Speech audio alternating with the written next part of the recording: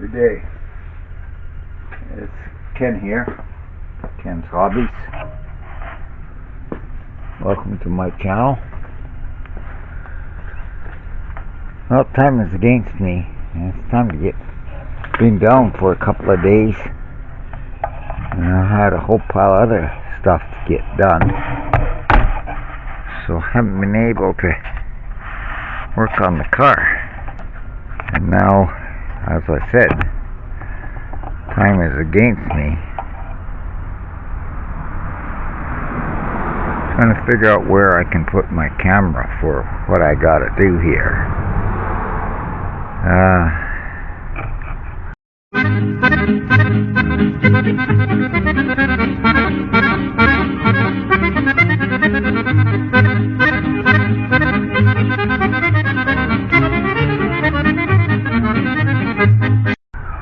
I could only have a taller tripod. It would be perfect there, but I don't. We've got to figure out a different method, and I think I have an idea in my head here. We'll try. Bring my legs up a bit, and let's see if we can put the camera here in the corner on the battery. Turn the camera this way. Oh, that's close enough. The goal here today is close off that manifold and to wash this before I pull that valve cover off. So to begin with, we get a rag here. We just wipe this down. And the dust that's collected in. And what I'm going to do here is there's a plastic bag here.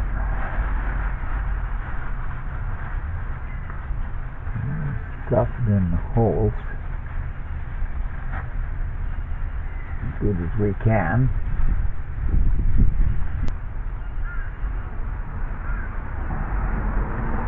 I've got this tape here. I've had in my collection, so I may as well put it to use. Tape it off.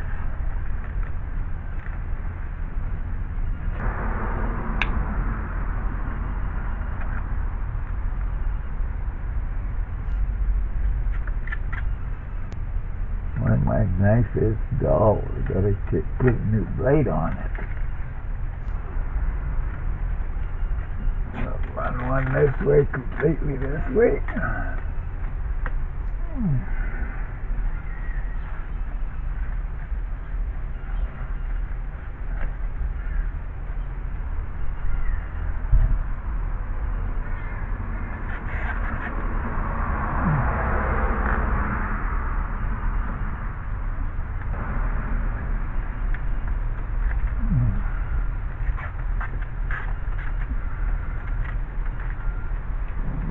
Down the middle here.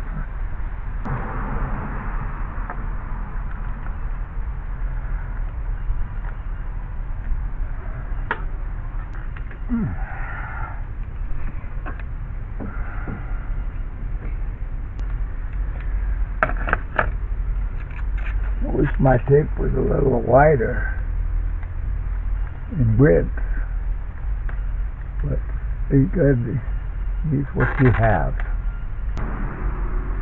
which is the basic theme of my channel. One spot hit it. I'd like to get a little more secure in the center here.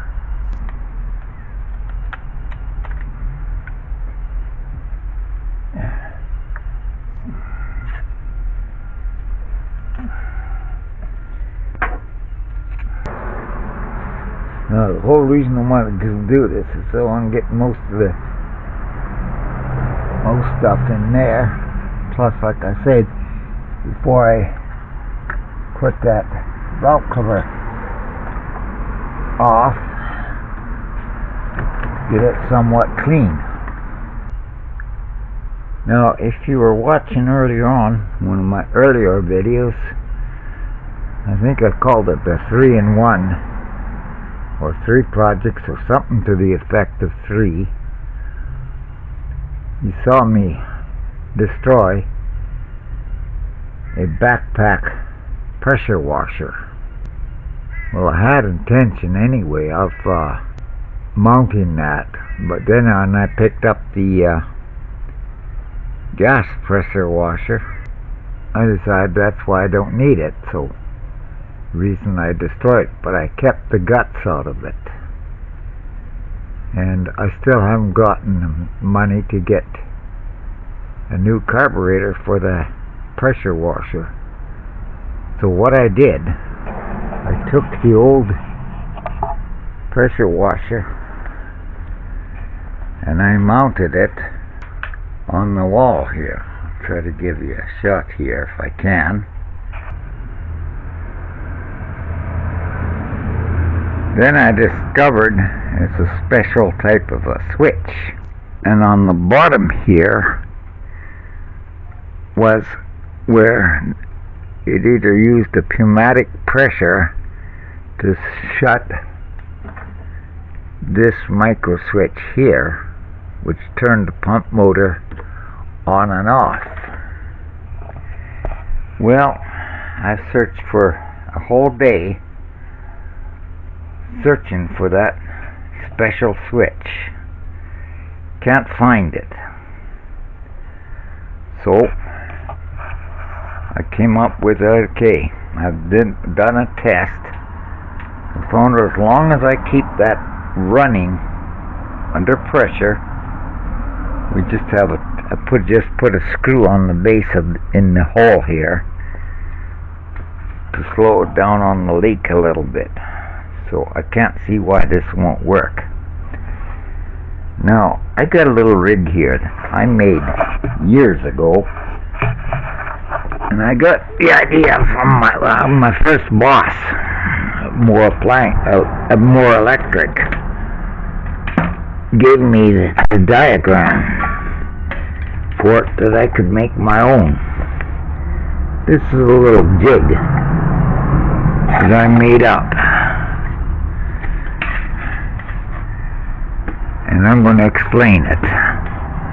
We got 2 7.5 watt bulbs here, and we got a 750 watt heater coil in here.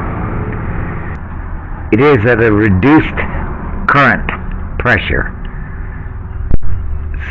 and drops the voltage as well on the 2 output clips here.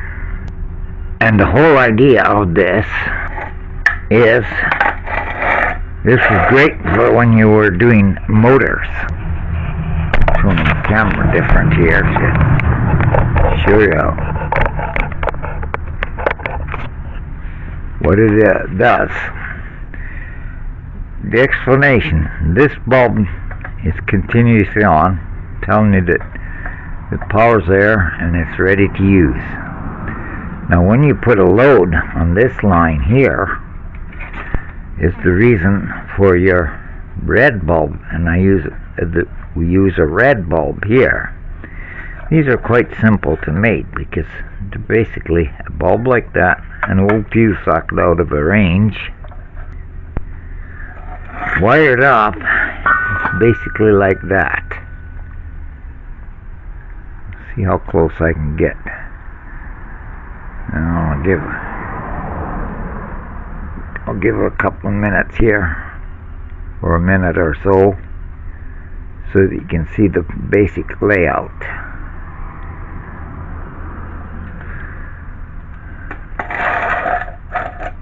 Now the whole purpose of the heating element is for this. This makes a great little tester, and you don't need to worry about getting a short circuit, because I'll show you. When you make your short circuit, you see now how the red bulb came off, shutting your main line on, and you see the heater coil heating up. That's what prevents you from blowing a breaker or a fuse. So it makes a great tester.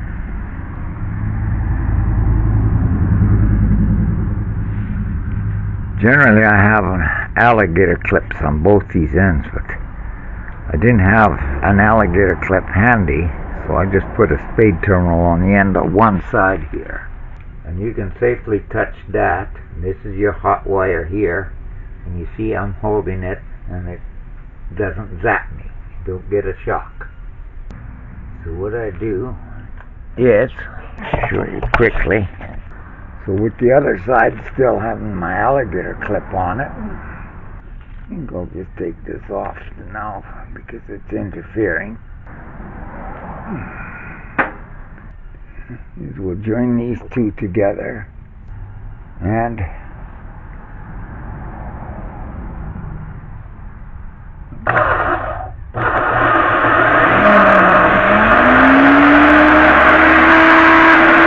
as you can see, very little power is used here. If you see this bulb spins down a bit.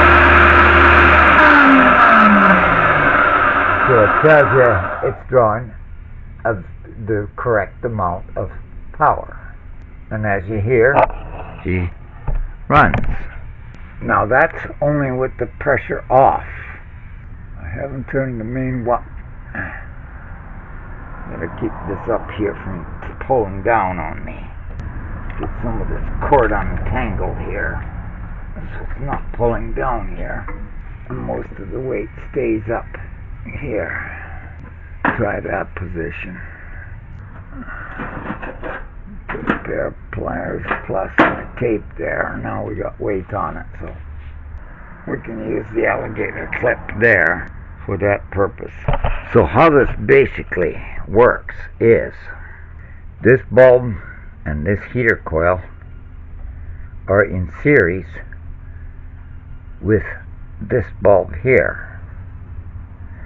So the power coming in begins here, but the output is through these two here. So this is your input line,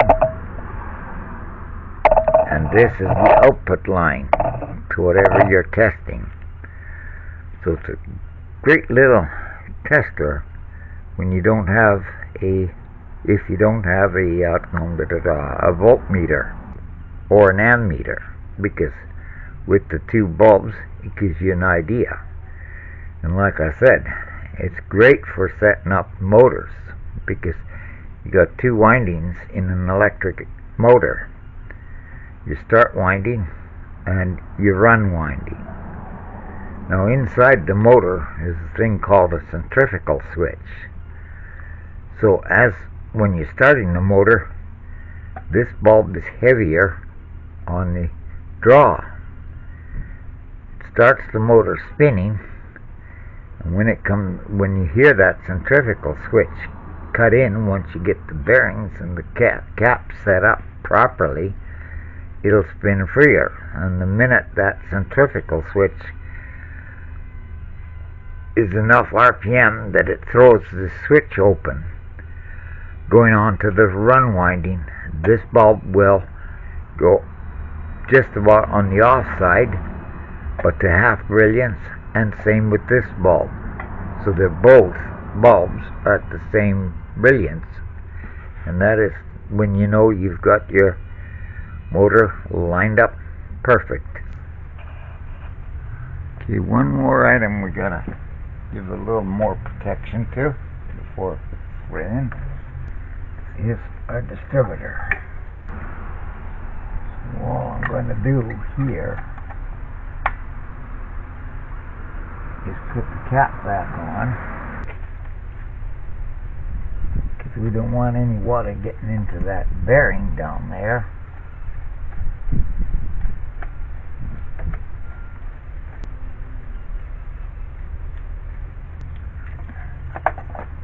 And we'll snap the cap back in place for now.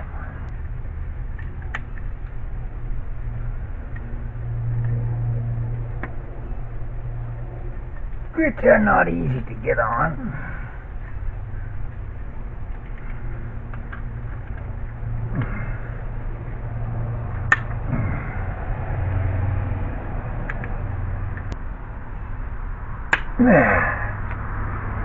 Okay, so now that's protected. So check if I got anything else, and everything else looks decent.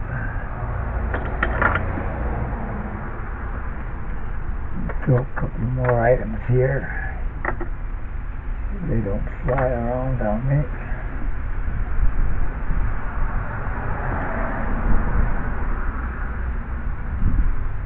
And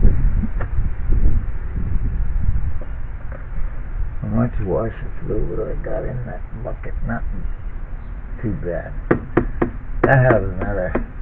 Take this coil. We have a foot clamp. Throw that in here as well.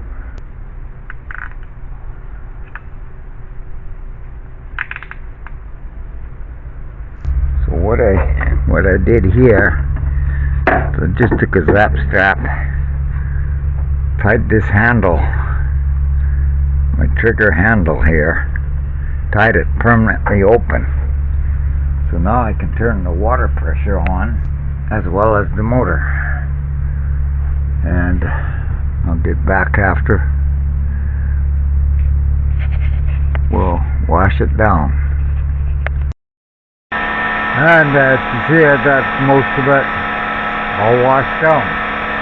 You hear the pump running in? I'm going to shut the water off.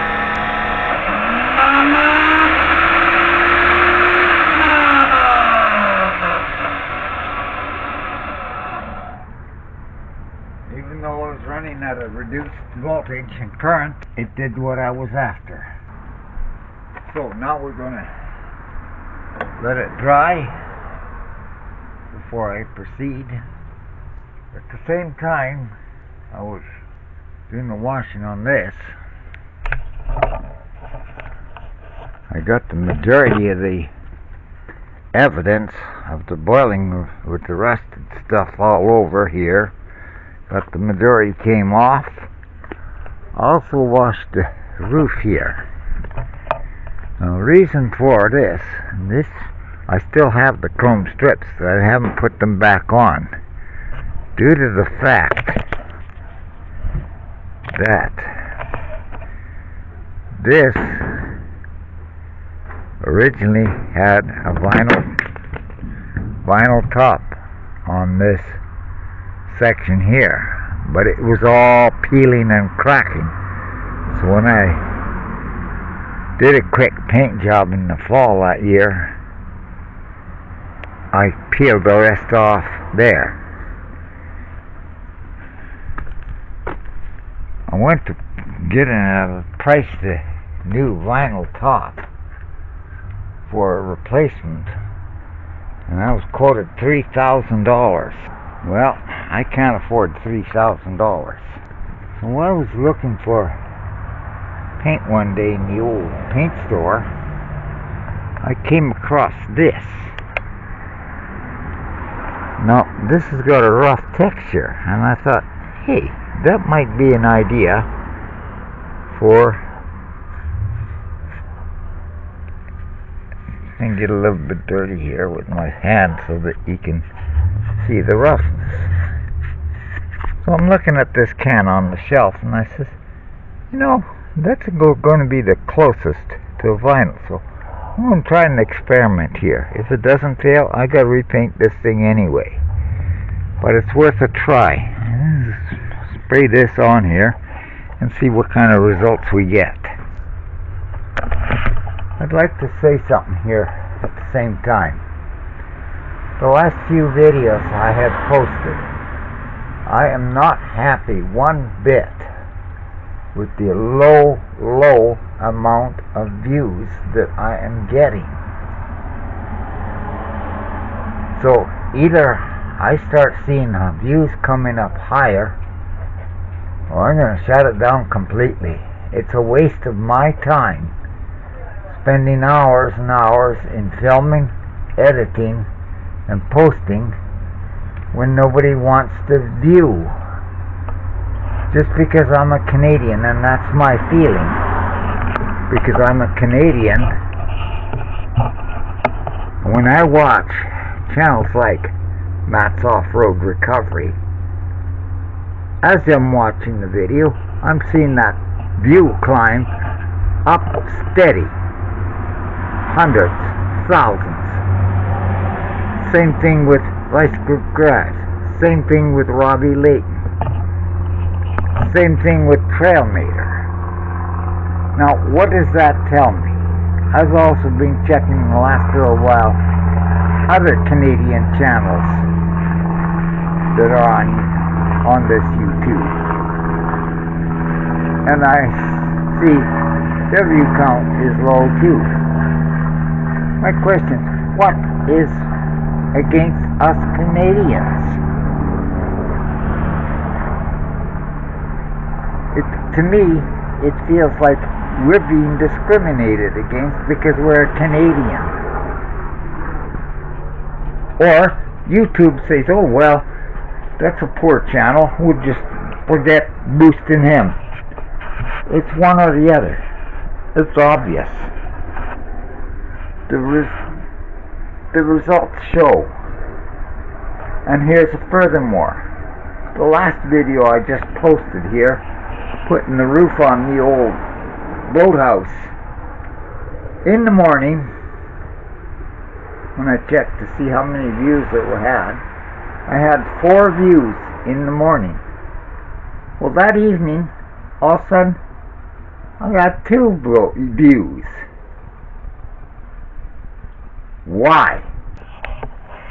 Okay, well, I got part of it done.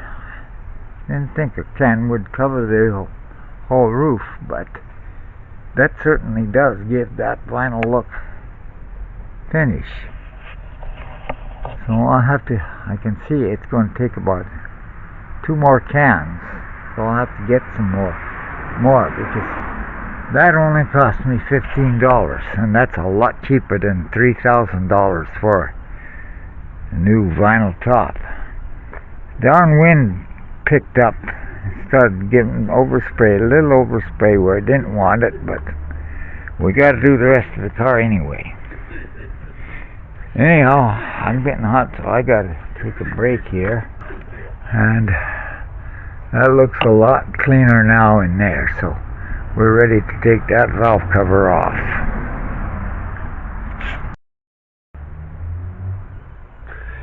Okay, let's get back to this thing. It's pretty well dried out now, good enough to tackle this next item, which is the valve cover itself. The first thing I've got to do, I went to take this pipe off, but it just wants to twist on me, so I've got to move this a little bit that way so the valve cover will clear it.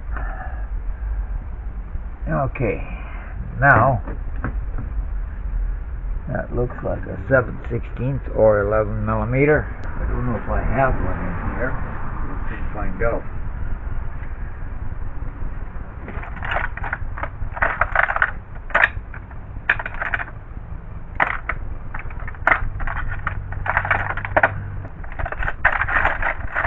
I don't have an 11 millimeter, so I've got to go get a love socket. Okay, so my 11 millimeter socket and my short wobble joint. Show you close up here how this wobble joint works. Grab my air ratchet here.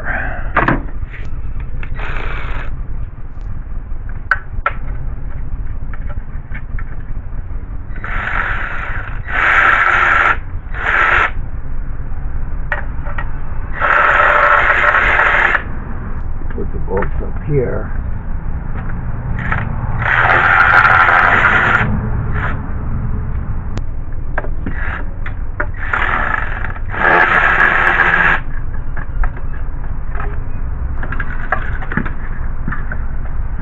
This could be a little fun, this one.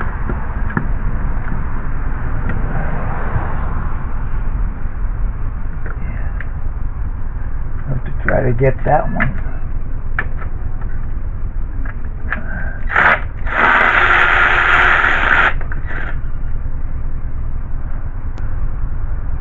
out the extension on it. Can I get in there? Is the next question.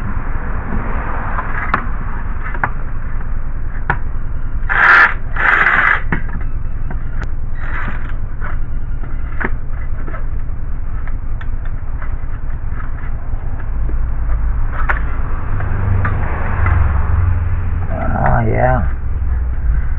Maybe.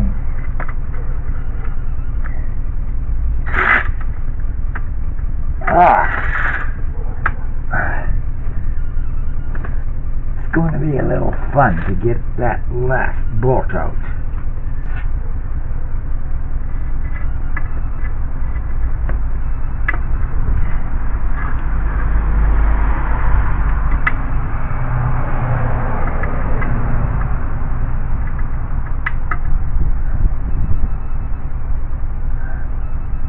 Can't even see it.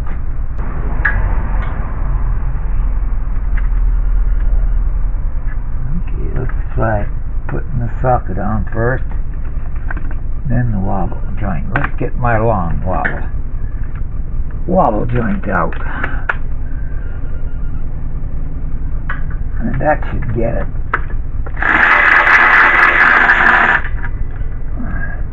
There we are. That's what we were after. Okay.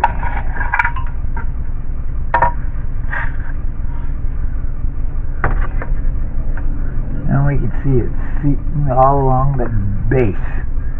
Is where it was seeping along here. So we can make this a little thicker. Clean it up. And make it a little thicker. Clean that up. And that's been doing very well. There's the difference between using this silicone as your gasket. This has been on here now, let's see how many years. When I got the car, it was 2010, and the original cork gasket leaked like a sieve, and that's when I first replaced this using this silicone.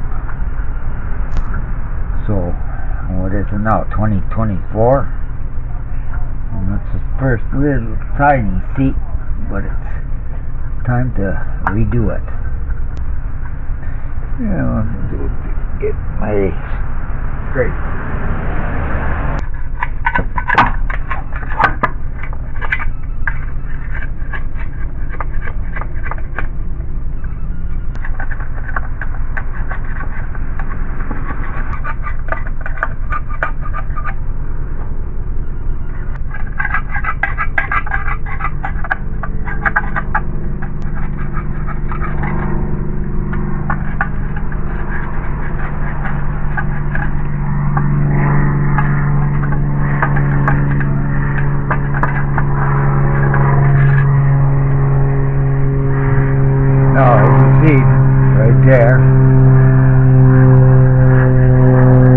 There's a good example of why I used to let the silicone dry partially before squeezing it on. You see how that forms a gasket. Okay, valve cover's clean, so we'll put that aside. Clean this off and make sure it's clean. The bottom side that was giving the issue. Get it right here now. Wipe any seepage that came off, so there's no oil seepage along here.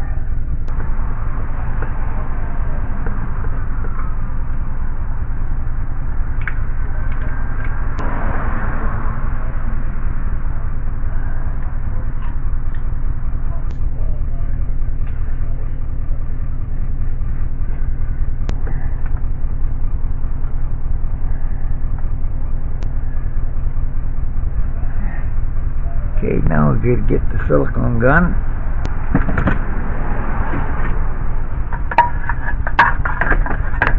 Perfect spot to Put it there to put the silicone on.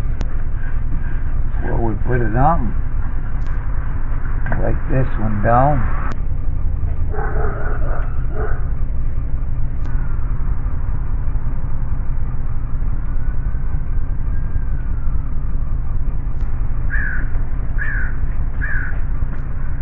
Readjust this camera just a bit so you can see what I'm doing here.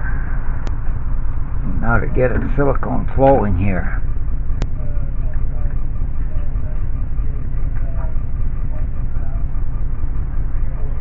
It's not going out very easy this time. Let's see if I can't get this a little bit flowing a little better. That's starting to come now.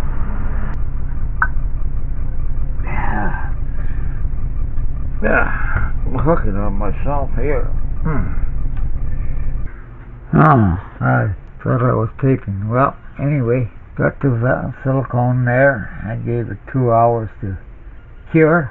Got the old valve cover back on, and you see now when you squeeze it, it squeezes in there. You always start with the outside one here, go into the inside, coming over to the upper on the opposite side, then back to the upper on the corner and there. So you're going in basically you start with an X so that you get an even squash on the cover down. Same thing as if you were doing a cylinder head or your manifold.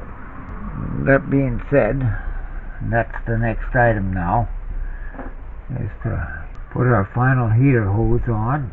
I did find some clamps, so it's a matter of getting this all balanced now. Finished off, hooked up, put all the wiring back in place, hooking up the fuel injectors, but not today.